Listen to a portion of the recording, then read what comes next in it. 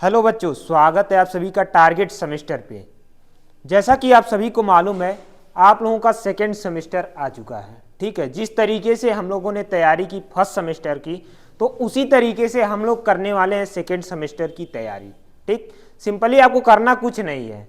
आपको क्या करना है, जितनी चीज़ें मैं पढ़ाऊँगा उतनी चीज़ें पढ़ लेना है। ठीक, पढ़ने के साथ साथ आपको क्या करना है, साथ ही साथ आपको क्या करना है, रिवीजन करना है। ठीक है, तो आपको सिलेबस और सभी चीज़ें आपको मिल गई होंगी। आपका जो व्हाट्सएप ग्रुप है उसमें मिल गई होंगी। जो बच्चे ऐसे हैं जो व्हाट्सएप ग्रुप को नहीं ज्वाइन किए हैं, वो जाके ज्वाइन कर लें, डिस्क्रिप्शन में लिंक मिल जाएगा। ठीक, आज का जो लेक्चर है, आज का जो क्लास है, इसमें हम बात करेंगे एंटोमोलॉजी के बारे में। किसके बारे में बात करेंगे? एग्रीकल्चरल एंटोमोलॉजी के बारे में बात करेंगे। ठीक है, उससे पहले हम लोग जानते हैं कि इसका कोर्स टाइटल क्या होता है। तो इसके कोर्स टाइटल्स के बारे में अगर हम बात करें तो फंडामेंटल्स ऑफ एंटोमोलॉजी, ध्यान रखिएगा, फंडामेंटल्स है, फंडामेंटल नहीं, फंडामेंटल्स ऑफ एंटोमोलॉजी। ठीक है, यहाँ फर्स्ट रहेगा। ठीक, ये क्या है, कोर्स टाइटल है।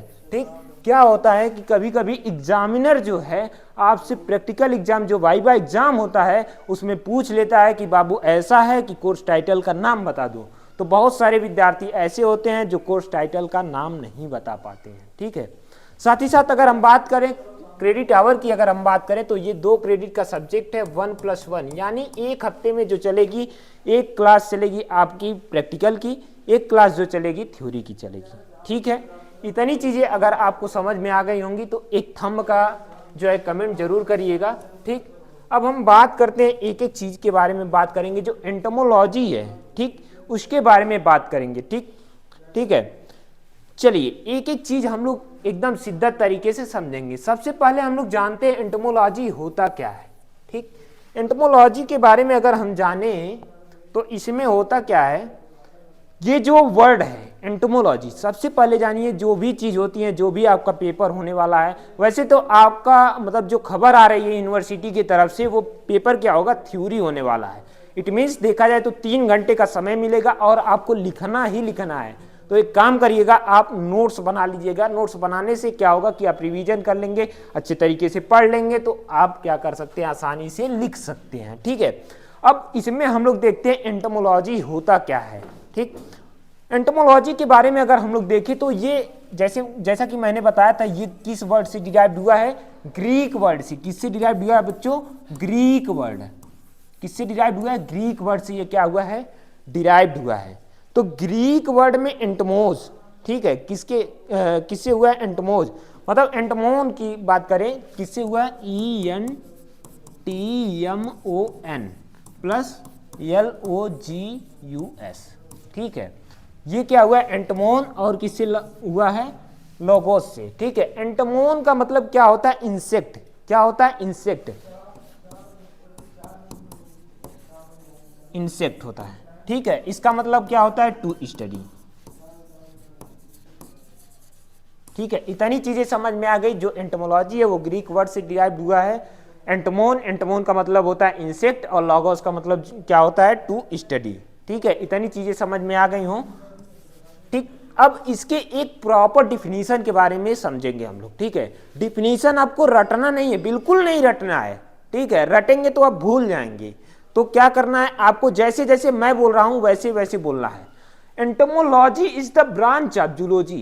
क्या है, एंटोमोलॉजी किसका ब्रांच है, जूलॉजी का ब्रांच है। Which deals with the study of, ठीक, which deals with the study of insects, या फिर लिख सकते हैं कि which deals with the scientific study of insect, कुछ अच्छे तरीके से लिख सकते हैं। ठीक, चलिए हम लोग देखते हैं, लिखते भी हैं।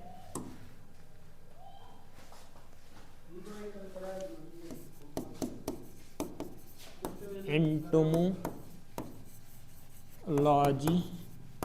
is the branch of zoology which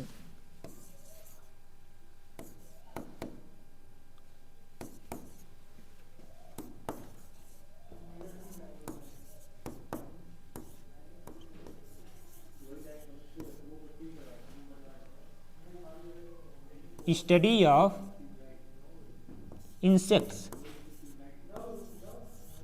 ठीक है। मतलब देखो एंटोमोलॉजी एक ऐसा ब्रांच है, किसका ब्रांच है भाई? जूलॉजी का। ये किसका स्टडी कराता है? इंसेक्ट का। जो भी इंसेक्ट के बारे में जो है मॉर्फोलॉजी हो या एनाटॉमी हो या फिर एग्रीकल्चरल एंटोमोलॉजी, ओवरऑल एंटोमोलॉजी की मैं बात कर रहा हूँ। Entomology is the branch of agricultural science zoology which deals with the study of insect. ठीक, इतना क्या करना है आपको लिख देना। अगर आपसे पूछा जाए कि एंटोमोलॉजी को डिफाइन करिए तो इस तरीके से आप क्या कर सकते हैं? लिख सकते हैं। अगर शॉर्ट में लिखना चाहे तो इस तरीके से लिखेंगे, तब भी एग्जामिनर नंबर देगा। या फिर लिखें the entomology is derived from Greek to Greek word, इस तरीके से अगर लिखेंगे तब भी एग्जामिनर नंबर देगा। ठीक है, डिफिनीशन क्लियर हो गई। अब हम बात करते हैं ब्रांचेज ऑफ एंटोमोलॉजी के बारे में। एंटोमोलॉजी की जो ब्रांचेज हैं वो उसके बारे में बात करते हैं। तो एंटोमोलॉजी की जो ब्रांचेज हैं बच्चा, ये दो तरीके से हम लोग डिफाइन करते हैं। पहला जो है फंडामेंटल्स के रूप में। किसके रूप में?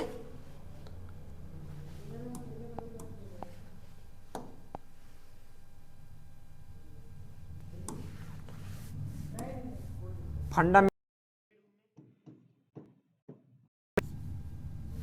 एक मिनट बच्चों,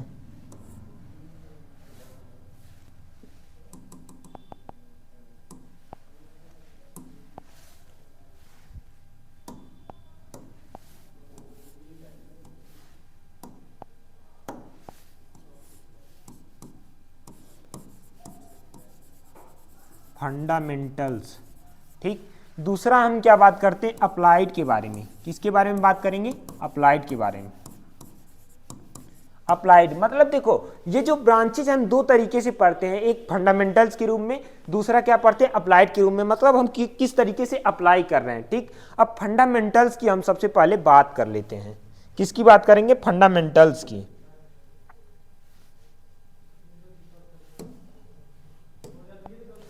फंडामेंटल्स की अगर हम बात करें तो सबसे पहले हम लोग क्या आता है? मॉर्फोलॉजी ऑफ मॉर्फोलॉजी के बारे में क्या आता है? पहली ब्रांच आती है मॉर्फोलॉजी। क्या आती है? मॉर्फोलॉजी।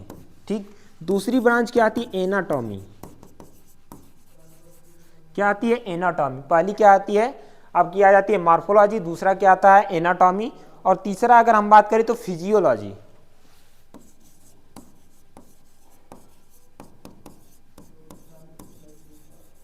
ठीक, फिजियोलॉजी के बाद आपके पास आ जाती है इकोलॉजी, इंसेक्ट इकोलॉजी, जिसे हम लोग क्या बोलते हैं? Insect ecology. Insect ecology. ठीक है, ये जो ब्रांचेज हैं ये कैसी हैं? फंडामेंटल्स है। वहीं अगर हम बात करें इसके बारे में, अप्लाइड के बारे में, तो इसमें आपका आ जाएगा एग्रीकल्चरल एंटोमोलॉजी। क्या आएगा भाई? Agricultural entomology.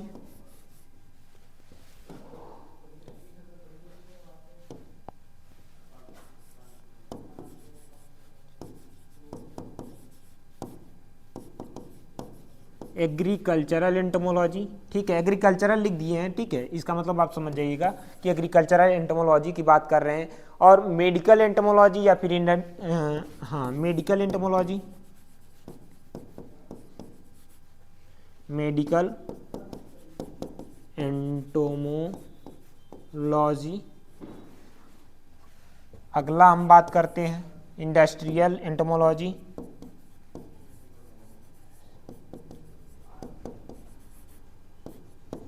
Industrial entomology.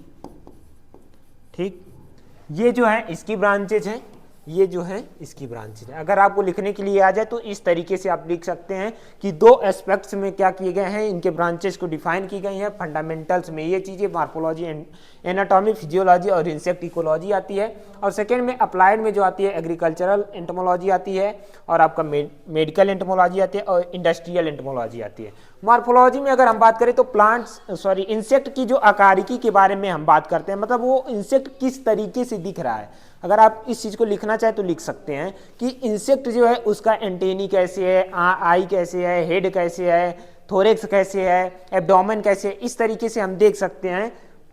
ठीक है, मतलब एक्सटर्नल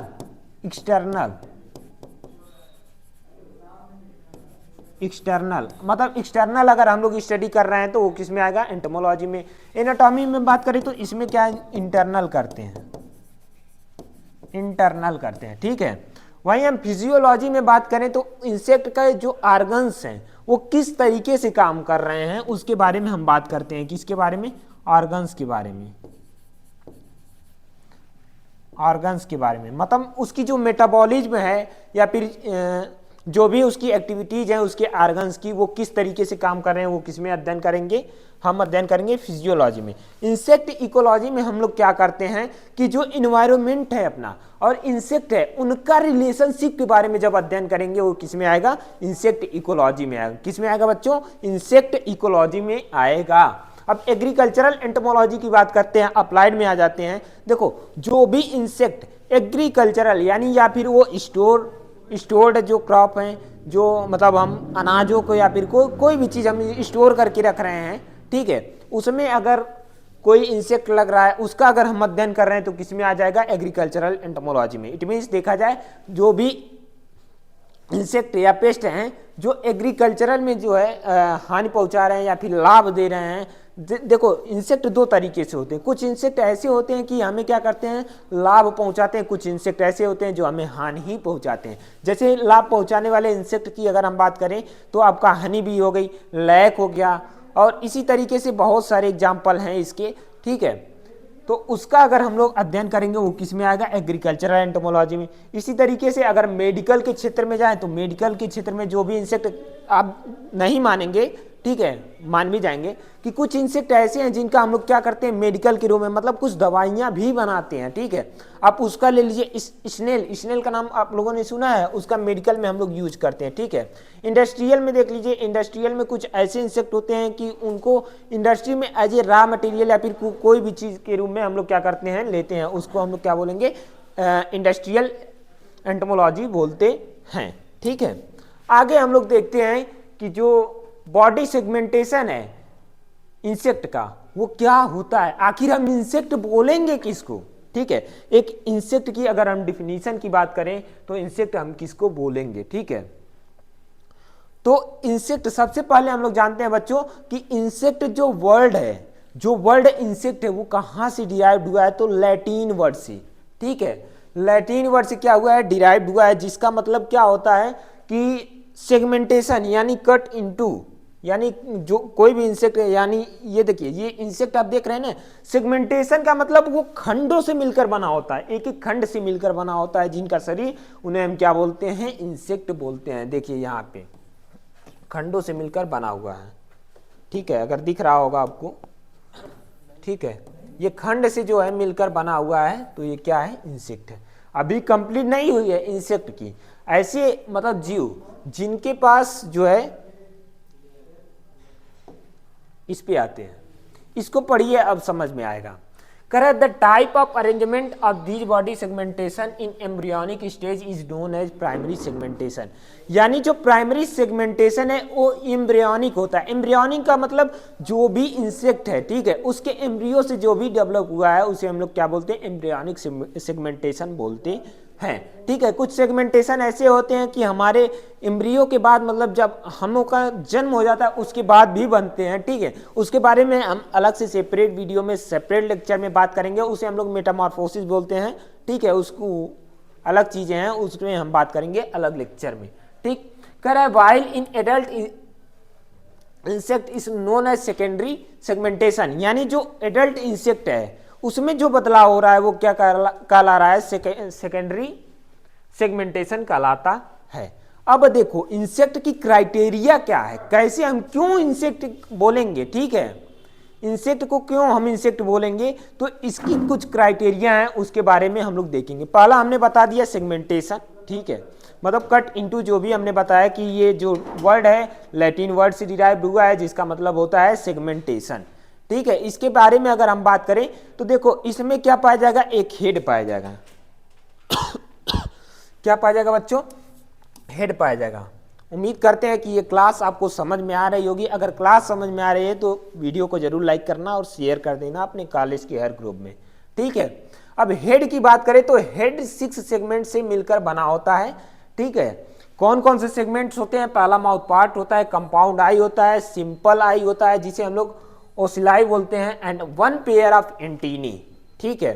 एंटीनी क्या होता है इसके बारे में हम अच्छे तरीके से बात करेंगे, ठीक है, अच्छे तरीके से अच्छा सा एग्जाम्पल देके समझाएंगे, ठीक है, एंटीनी क्या होता है। ठीक, इतनी चीजें समझ गए कि हेड में क्या कितनी चीजें पाई जाती, 6 चीजें पाई जाती हैं, ठीक है। 6 चीजें कौन कौन सी पाई जाती, compound I, simple I, 1 pair of antennae, और क्या पाई जाती है, माउथ पार्ट, मतलब 6 सेगमेंट इसमें टोटल जो है मिलेंगे। ठीक, अब एंटीनी के लिए हम आपको एक अच्छा सा एग्जाम्पल देते हैं जो कि आपको हमेशा लर्न रहेगा, हमेशा वो चीजें क्या होंगी, याद रहेंगी, हमें नहीं लगता कि आप भूल जाएंगे। ठीक है, थोड़ा आपको समझाने के लिए हम बोलेंगे इस चीज को, ठीक है, जो हमारी बहनें होंगी वो गलत ना मानेंगी। ठीक, देखो इंसेक्ट की जो एंटीनी होती है उसको समझने के लिए ये देख रहे हो ना, एक मिनट, ये देखो, ये चीज को देखो और इनका देख लो, इस चीज से हम क्या कर सकते हैं, अच्छे तरीके से हम इंसेक्ट की एंटीनी को समझ सकते हैं। जो ये महिलाएं निकाली होती हैं 2 जुल्फियां, इस तरीके से, इस एग्जाम्पल से हम एंटीनी को बहुत आसानी तरीके से समझ सकते हैं।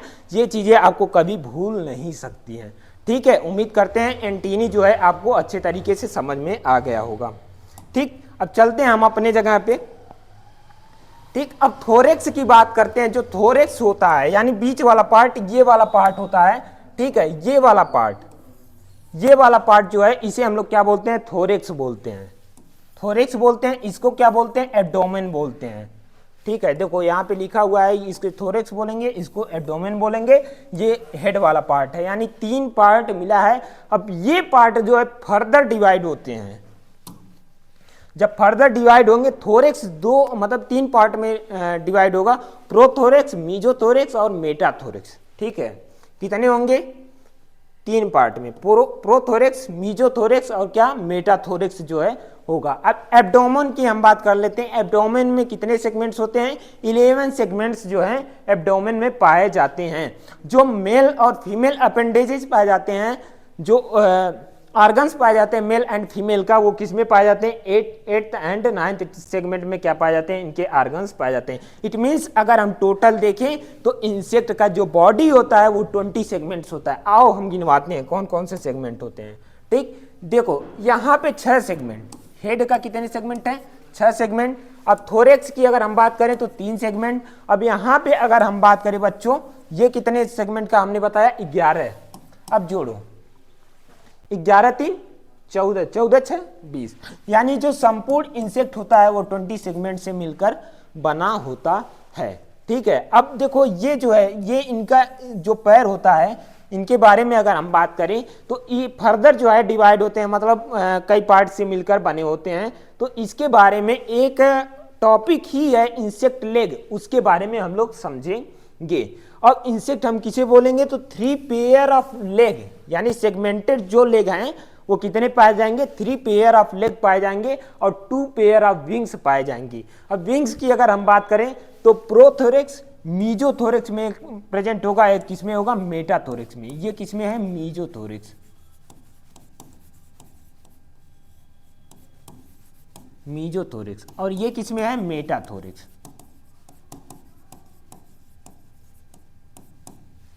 प्रोथोरेक्स, मीजोथोरेक्स और मेटाथोरेक्स में जो है आपके विंग्स जो है पाए जाते हैं। अब आगे हम लोग देखते हैं, ये चीज उम्मीद करते हैं समझ गए होंगे, अब आप भूलेंगे नहीं। ठीक है, ये जो एंटीनी आप देख रहे होंगे ये चीज आप भूलेंगे नहीं।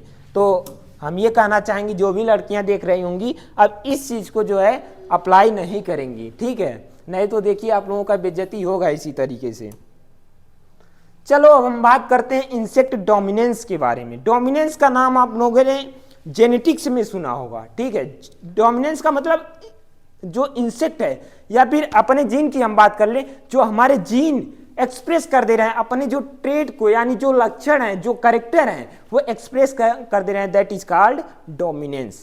ठीक, डोमिनेंस। अब यहाँ डोमिनेंस का क्या मतलब है कि इंसेक्ट अपने आप को किस तरीके से एक्सप्रेस कर दे रहा है। आखिर क्यों इंसेक्ट इतने ज्यादा हैं, आप देखेंगे कि जो भी आती है, टिड्डी दल देख लीजिए, टिड्डी दल आएगी तो बहुत ज्यादा संख्या में आएगी। तो आखिर क्यों डोमिनेंस है इंसेक्ट। ठीक है, तो उसके अगर हम बात करें तो किन मतलब कौन कौन से क्राइटेरिया हम ले रहे हैं कि इंसेक्ट जो है डोमिनेंस है।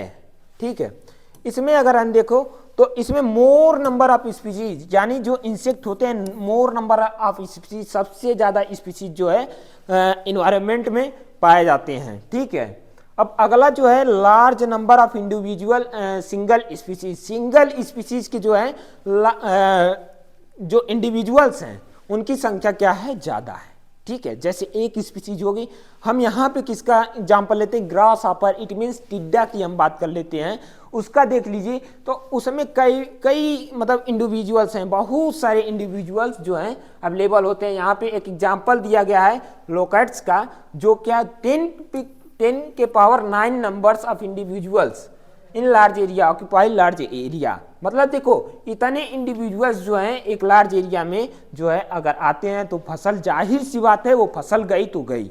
ठीक है, अब इसमें देखो बात करते हैं great variety of habitats. Habitats का मतलब वो उनका स्वभाव कैसे है, कहाँ रह रहे हैं, उनके बारे में देखा जाए तो उनका जो है रहन सहन भी देखा जाता है। और लॉन्ग जियोलॉजिकल एरिया, उनका जो हिस्ट्री, लॉन्ग जियोलॉजिकल हिस्ट्री के बारे में देखा जाता है। यानी डोमिनेंस का जो मेजर्स हैं ये 4 मेजर्स हैं।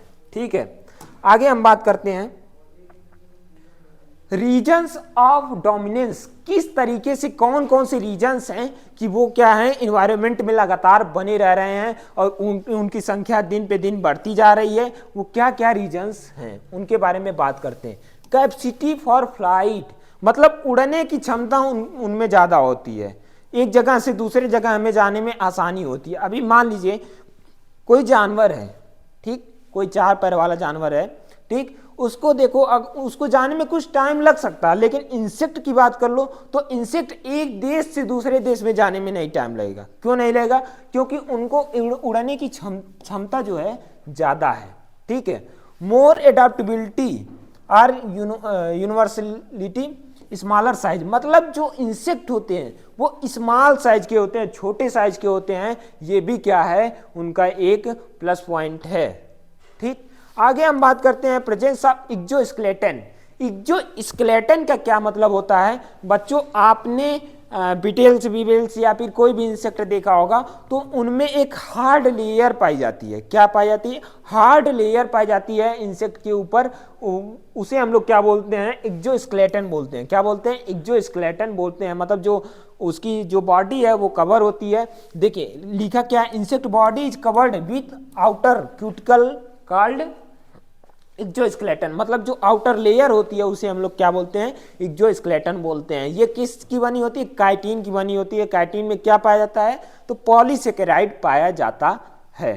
ठीक, एक ये भी रीजन है। मतलब एक्सोस्केलेटन का एक तरह से देखा जाए तो काम यही है कि जो इंसेक्ट होता है, ठीक है, इंसेक्ट को एक तरह से देखा जाए जो इंसेक्ट बॉडी से वाटर का लॉस होता है उससे रोकने का काम करता है। ठीक है, और भी सारे इसके काम हैं, जब हम पढ़ाएंगे। एक चैप्टर ही है मेटामॉर्फोसिस, उस चैप्टर में इसकी बातें की जाएंगी अच्छे तरीके से। ठीक है, अगला आता है रेजिस्टेंस टू डिसिकेशन, मतलब इसको अगर हम देखा जाए तो water loss their body surface through prevention of water loss, wax layer, epicuticle closable. ठीक है, देखो इसमें क्या होता है, रेजिस्टेंस जो होता है इसका मतलब ये है कि वही बात की जा रही है जो एक्सोस्केलेटन का ऊपर हमने बात किया जो काम है, तो वही क्या है कि ये कहीं ना कहीं क्या करते हैं, जो इन्वायरमेंट में जो इनके एनिमीज हैं, जो इनके शत्रु हैं, उनसे भी कहीं ना कहीं बचाने का काम करते हैं। और जो क्यूटिकल होते हैं, जो स्केलेटन होते हैं, वो क्या करते हैं कि इनको वाटर लॉस होने से बचाते हैं। क्योंकि अगर क्यूटिकल में देखा जाए तो 3 लेयर होती हैं। ठीक है, 3 लेयर होती हैं, तो अब सोच लीजिए कि वाटर का कितना लॉस हो सकता है। ठीक है, चलो चीज़ें समझ में आ रही होंगी। ठीक है, अगर नहीं समझ में आती है, कोई चीज़ें कहीं दिक्कत होती है तो आप कमेंट बॉक्स में जरूर लिखना, कमेंट आपके लिए है। ठीक, अगला हम बात करते हैं ट्रैकियल सिस्टम ऑफ रिस्पायरेशन, यानी जो इंसेक्ट का रिस्पायरेटरी सिस्टम होता है या तो ट्रैकिया से करेगा या फिर किससे करेगा, गिल से करता है। ठीक, यहाँ पे लिखा है। ठीक है, ट्रैकियल सिस्टम ऑफ रिस्पायरेशन, यानी जो उनके श्वसन करने का है, मतलब रिस्पायरेशन करने का ट्रैक है, जो साधन है वो क्या है, ट्रैकिया या तो गिल्स है, दोनों में से एक हो सकता है। ठीक है, कुछ इंसेक्ट ऐसे हैं जिनमें गिल्स होता है, कुछ इंसेक्ट ऐसे हैं जिनमें क्या होता है, ट्रैकिया होता है। हायर रिप्रोडक्टिव रेट पोटेंशियल, यानी क्या कहते हैं, कुछ इंसेक्ट ऐसे होते हैं क्या करते हैं, हाई रिप्रोडक्टिव रेट होता है, मतलब कम ही समय में अपनी पॉपुलेशन इतना तेजी से ग्रो कर लेंगे कि आपकी क्रॉप जो है नष्ट हो जाएगी। ठीक है, अब एक बात यह आती है कि इंसेक्ट की कौन सी अवस्था ऐसी है जो क्रॉप को सबसे ज़्यादा लॉस करती है, तो वो अवस्था होती है लार्वल अवस्था। लार्वल अवस्था में क्या होते हैं, इंसेक्ट सबसे ज़्यादा जो है क्रॉप को क्या करते हैं, लॉस पहुंचाते हैं। अब हमने क्या बोला, हाई रिप्रोडक्टिव रेट, उसे हम लोग क्या बोलते हैं, फिक्विडिटी। क्या बोलते हैं, फिक्विडिटी। फिक्विडिटी अगर आता है तो उसे हम लोग क्या बोलते हैं, एक टर्म दिया गया है, एक टर्मिनोलॉजी है। फ्रिक्वेंटिटी मतलब हाई रिप्रोडक्टिव रेट पोटेंशियल, मतलब इनका जो है रिप्रोडक्शन करने की क्षमता ज़्यादा होती है। ठीक, यहाँ पे देख सकते हैं एक एग्जाम्पल दिया गया है, क्वीन टर्माइट्स। टर्माइट्स का नाम आप लोगों ने सुना होगा, 6000 से 7000 अंडे एक दिन में देती है। अब सोच लीजिए, जो टर्माइट्स एक दिन में 6000 से 7000 अंडे दे रही है, तो वो कितने कम समय में अपनी जो है पॉपुलेशन सबसे ज़्यादा जो है इंक्रीज कर सकती है। प्रेजेंस ऑफ कंप्लीट मेटामॉर्फोसिस, यानी जो है इसमें जो है कंप्लीट मेटामॉर्फोसिस का मतलब क्या समझ रहे हैं कि 80% जो इंसेक्ट होते हैं वो कंप्लीट मेटामॉर्फोसिस करते हैं। कंप्लीट मेटामॉर्फोसिस का मतलब अपना जो स्ट्रक्चर है, जो अपना शेप है, उसको चेंज। देखो, मेटामॉर्फोसिस होता क्या है कि इंसेक्ट के ग्रोथ एवं डेवलपमेंट के लिए Metamorphosis is the most important stage. मतलब क्या होता है कि उनका क्या करना होता है कि एक ये ऐसा स्टेज होता है जहाँ पे क्या करते हैं इंसेक्ट मेटामॉर्फोसिस, मतलब अपने जो मॉर्फोलॉजी है उसको थोड़ा सा चेंज करते हैं। ठीक है, इसीलिए इनका क्या होता है, ग्रोथ होता है। ठीक, आप लोग उसको देखे होंगे, स्नेक को, सांप को देखे होंगे, वो केचुल छोड़ता है, दैट इज कॉल्ड मेटामॉर्फोसिस, ऐसे समझिए। ठीक है, मतलब क्या है, आउटर लेयर को रिमूव कर रहे हैं, वही क्या है, मेटामॉर्फोसिस है। चलिए आगे चलते हैं। आगे है कि प्रेजेंस ऑफ कंप्लीट मेटामॉर्फोसिस, ये तो हो चुका। अब कह रहे हैं कि प्रेजेंस ऑफ डिफेंस मैकेनिज्म, कुछ ऐसे मैकेनिज्म हैं क्या करते हैं, वो भी कहीं ना कहीं क्या करते हैं, इंसेक्ट को प्रभावित करते हैं। वो मैकेनिज्म क्या है कि bye defence mechanism insect escape from the enemies to increase their survival rate। मतलब क्या करते हैं, उनके कुछ ऐसे एनिमीज होते हैं, ठीक है, वो क्या करते हैं, स्केप कर जाते हैं। ठीक, स्केप जब कर जाएंगे तो इनकी जो सर्वाइवल रेट होती है वो क्या होती है, बढ़ जाती है। अब यहाँ पे अगला जो टर्म आता है हेक्सापोडल लोकोमोशन। हेक्सापोडल का मतलब अब क्या समझ रहे हैं, हेक्सा से क्या समझ में आ रहा है। देखो, जो इंसेक्ट होता है वो आर्थ्रोपोडा से बिलोंग तो करता है, ये आप भी जानते हैं। ठीक है, जब आर्थ्रोपोडा से बिलोंग करता है, ठीक है, उसका मतलब सबसे लार्जेस्ट फाइलम यही है, एनिमेलिया में इंसेक्ट आता है। तो इंसेक्ट जब एनिमेलिया में आता है तो उसमें एक आर्थ्रोपोडा फाइलम आता है। अब आर्थ्रोपोडा फाइलम में जो है एक क्लास आता है, क्लास इंसेक्टा, उसी का दूसरा नाम क्या है, हेक्सापोडा। हेक्सा का मतलब 6, क्या होता है, 6, और पोडा का मतलब लेग है। इसका मतलब जिसके पास 6 लेग है दैट इज कॉल्ड इंसेक्ट। ठीक है, insect uses 3 legs at a time during locomotion. Locomotion का मतलब अपने movement of one place to another place, एक स्थान से दूसरे स्थान पे जब हम लोग जाते हैं तो उसे क्या बोलते हैं, लोकोमोशन। लेकिन यहाँ पे इंसेक्ट जाएगा तो इंसेक्ट का लोकोमोशन बोल देंगे। अगर एनिमल जाता है, हम लोग जाते हैं तो हम लोगों का लोकोमोशन हो जाएगा। मतलब कोई भी चीज़ जाएगा तो उसका लोकोमोशन हो जाएगा। मतलब देखो, हेक्सापोडा लोकोमोशन का मतलब यहाँ है डोमिनेंस, इसलिए हो रहे हैं कि वहाँ पे सबसे ज़्यादा लोकोमोशन हो रहा है। ठीक है, इतनी चीज़ें हो गई। ठीक, फिलहाल आज का जो लेक्चर है हम लोग यहीं तक रखते हैं। अगर इस लेक्चर में आपको कहीं भी दिक्कत होगी, बिना किसी झिझक के, बिना किसी शर्मिंदगी के आप जरूर लिखिएगा अपनी राय। ठीक है, फिलहाल आज के लिए इतना ही। हम मिलते हैं अगले वीडियो में अगले टॉपिक के साथ। Thank you.